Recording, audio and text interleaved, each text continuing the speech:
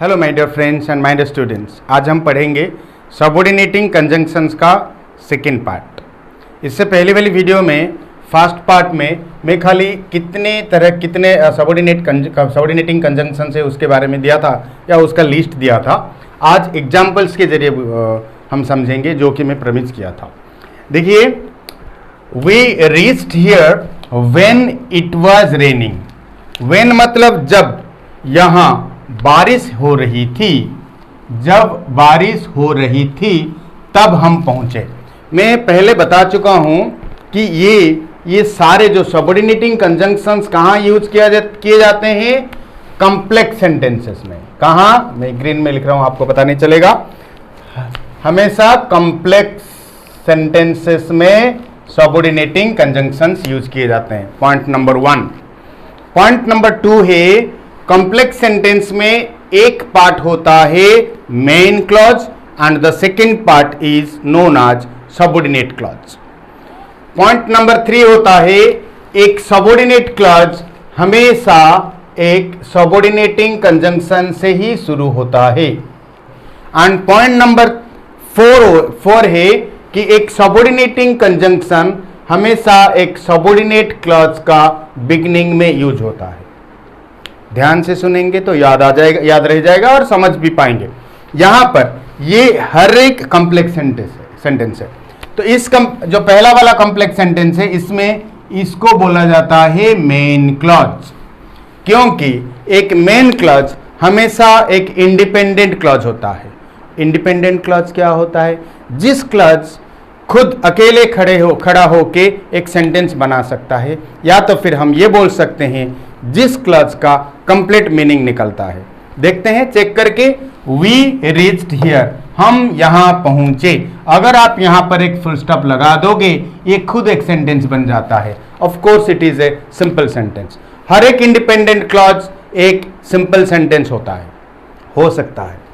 तो यहां पर ये हो गया मेन क्लॉज, और उसके साथ इस तरफ जो रह गया वो है सबऑर्डिनेट क्लॉज। और वो सबऑर्डिनेट क्लॉज किससे शुरू किया जाता है? Subordinating conjunction. यहां से यहां तक एक पूरा एक क्लॉज है, और इस क्लॉज को कौन शुरू करता है? Subordinating conjunction. व्हेन, यहां पर जब यहां बारिश हो रही थी हम पहुंचे।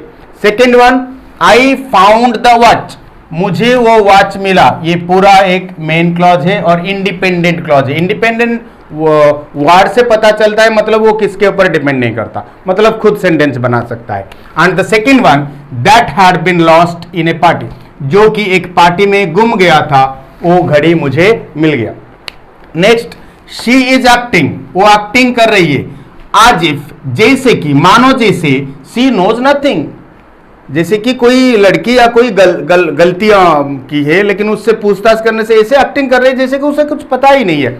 शी इज एक्टिंग, वो ऐसे एक्टिंग कर रही है। आज इफ, मानो जैसे, शी नोज नथिंग, उसे कुछ पता नहीं है। I could receive your call, I couldn't receive your call, मैं तुम्हारा कॉल रिसीव नहीं कर पाया। ये होता है मेन क्लॉज। ये यहां पर भी ये मेन क्लॉज है, मतलब ये इंडिपेंडेंट क्लॉज होना चाहिए, है भी। आज I was late for college, मैं, क्योंकि, यहां पर आज का मतलब होता है क्योंकि, या मतलब कारण, मैं कॉलेज के लिए लेट हो रहा था, उसके लिए आपका कॉल में अटेंड नहीं कर पाया या रिसीव नहीं कर पाया। The teacher punished him, teacher उससे पनिश किए, because he told a lie, क्योंकि वो झूठ बोला। I can give you some money, मैं तुम्हें कुछ पैसा दे सकता हूं, ये एक मेन क्लॉज है, या फिर बोल सकते हैं इंडिपेंडेंट क्लॉज है। और इस तरफ जो लिखा गया है यहां से यहां तक, ये एक डिपेंडेंट क्लॉज है, या फिर आप बोल सकते हो सबऑर्डिनेट क्लॉज है, और ये शुरू होता है एक सबऑर्डिनेटिंग कंजंक्शन से। ये सब रेड में लिखा गया है, मैं नीचे लिखा हूं, देखिए। ये ब्लैक और ब्लू में जो लिखा गया है उसको मेन क्लॉज बोला जा सकता है, या फिर इंडिपेंडेंट क्लॉज बोला जा सकता है। जो ग्रीन में लिखा गया है इस तरफ, वो है सबऑर्डिनेट क्लॉज, या फिर हम बोल सकते हैं उसको डिपेंडेंट क्लॉज। डिपेंडेंट क्लॉज का मतलब होता है उसका खुद का कुछ भी सत्ता नहीं है, उसका खुद का कुछ भी कंप्लीट मीनिंग नहीं है, वो हमेशा किसी के ऊपर डिपेंड करके रहता है सेंटेंस बनाने के लिए, और उसे सपोर्ट करता है या फिर आसरा देता है कौन, एक इंडिपेंडेंट क्लॉज, या फिर आप बोल सकते हो कोऑर्डिनेट क्लॉज, या फिर हम सेंटेंस में उसको मेन क्लॉज भी बोलते हैं। तो ठीक है, नेक्स्ट सेंटेंस के तरफ चलते हैं। वी वेंट होम, मैं घर चला गया। After we had finished the work, मैं वो काम खत्म करने के बाद, सॉरी हम घर चले गए या घर गए after we had finished the work, मतलब काम खत्म करने के बाद। बिफोर आफ्टर का मतलब होता है बाद। दो, मैं एक बात यहां पर ये एग्जाम्पल के साथ मैं आप लोगों को एक बात बोल सकता हूं कि ध्यान से देखेंगे और समझने की कोशिश करेंगे। कॉम्प्लेक्स सेंटेंस में ज्यादातर ये पाया जाता है कि हम मेन क्लॉज को पहले मेन क्लॉज को पहले हमें मिलता है, लेकिन सबऑर्डिनेट क्लॉज लास्ट में रहता है या नेक्स्ट में रहता है। लेकिन आप सबऑर्डिनेट क्लॉज को पहले भी लिख सकते हैं और मेन क्लॉज को बाद में लिख सकते हैं, जैसे कि इस एग्जाम्पल में लिखा गया है। दो सी इज इल, यद्यपि वो मतलब इल है, मतलब शारीरिक मतलब मरीज है। सी कम्स रेगुलरली, वो रोज आती है, रेगुलरली आती है। वो इल है फिर भी रेगुलरली आती है। मतलब मैंने क्या किया यहां पर, पहले लगा दिया सबऑर्डिनेट क्लॉज, बाद में लगा दिया कोऑर्डिनेट क्लॉज, मतलब मेन क्लॉज। ये यहां पर मेन क्लॉज है।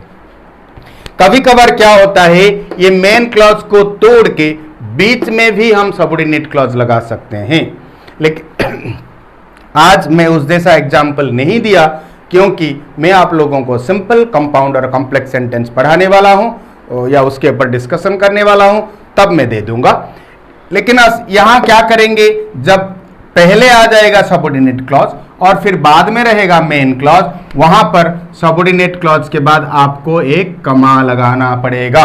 जैसे कि मैं इसको कन्वर्ट करने की कोशिश करता हूं, after we had finished the work we went home, आप ऐसे भी लिख सकते हैं, लेकिन वो सबऑर्डिनेट क्लॉज के बाद आपको एक कमा लगाना पड़ेगा, एक रूल है।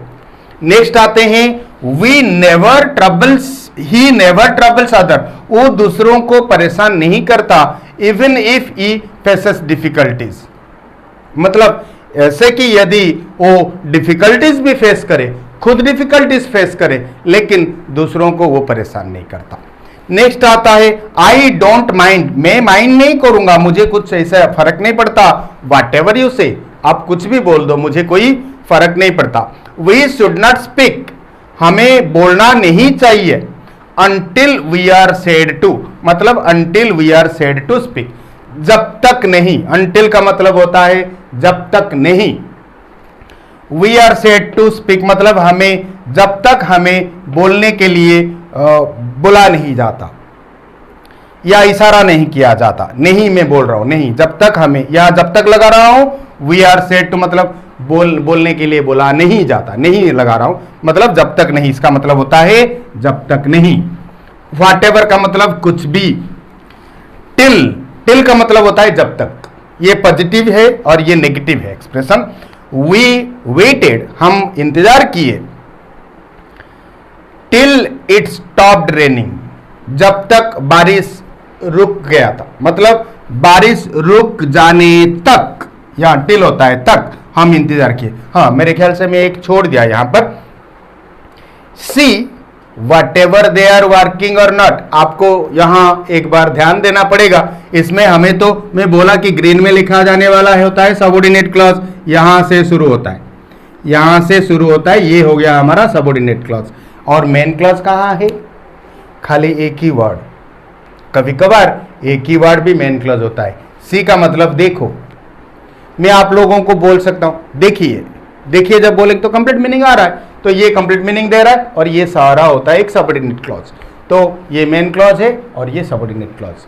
तो मेरे ख्याल से आपका जो ये कंटेंट आज का, आप लोगों ने अच्छी तरह से समझ के होंगे। अगर आज का कंटेंट अच्छा लगा, अगर क्या आपको अच्छा लगा ही होगा, तो प्लीज़ लाइक बटन को क्लिक कर दीजिए, ज़्यादा से ज़्यादा लोगों को शेयर कर दीजिए। अगर सब्सक्राइब नहीं किए हैं तो अभी कर दीजिए। Thank you very much for watching. God bless you. Bye bye.